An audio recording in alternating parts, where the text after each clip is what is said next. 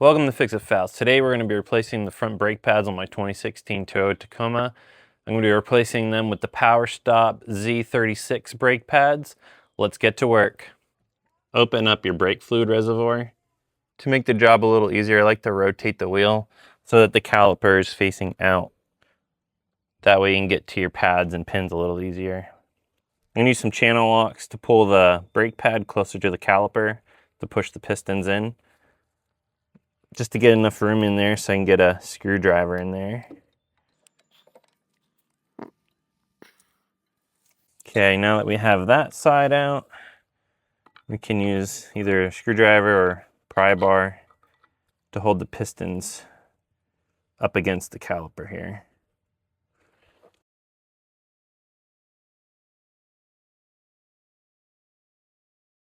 Now we'll start to take out these little clips here. This one I'm just going to come up, pull it down from the top.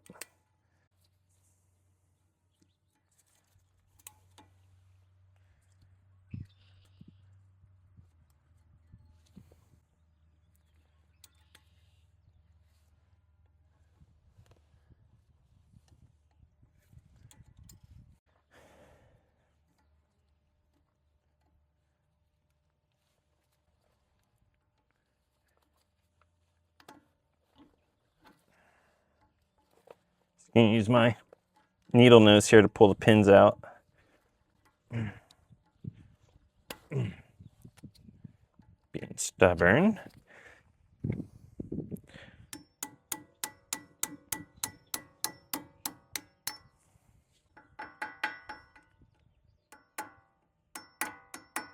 Ooh, that one's a little more difficult. Probably. Yeah, that one's on there. Wow, the other side was not like this. Sheesh, no.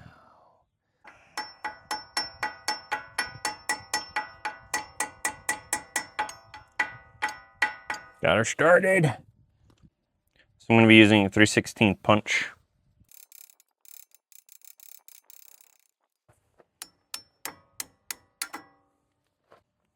Pull the old pads out. Here's how worn these pads are. Here's a look at the inner pad. That one's a little bit lower than the outer pad even. This will be the inner pad with the wear indicator, and then that'll go on the inside, and the wear indicator will be pointing down. So I'm just applying a small amount of brake grease to the backing plate here, and then I'm also going to add it to the sides of the plate here to prevent any kind of squeaking. You don't need a lot, just a dab will do ya.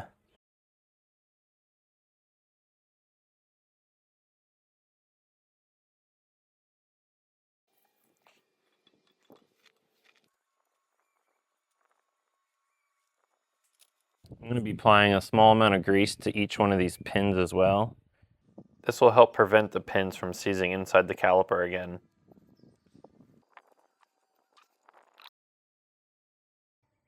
There we go. Next we'll install the spring clip. Apply a small amount of grease to the lower pin as well. When installing the lower pin, ensure that you're going through the loops on the spring.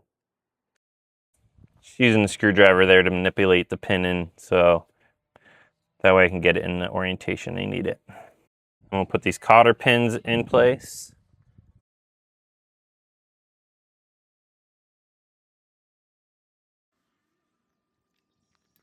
You use a paper towel to wipe up some of this excess grease.